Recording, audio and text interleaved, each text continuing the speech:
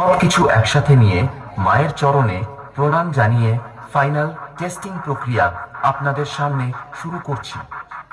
আশা করছি এই 3D quality testing আপনার হৃদয়কে স্পর্শ করে যাবে। ধন্যবাদ।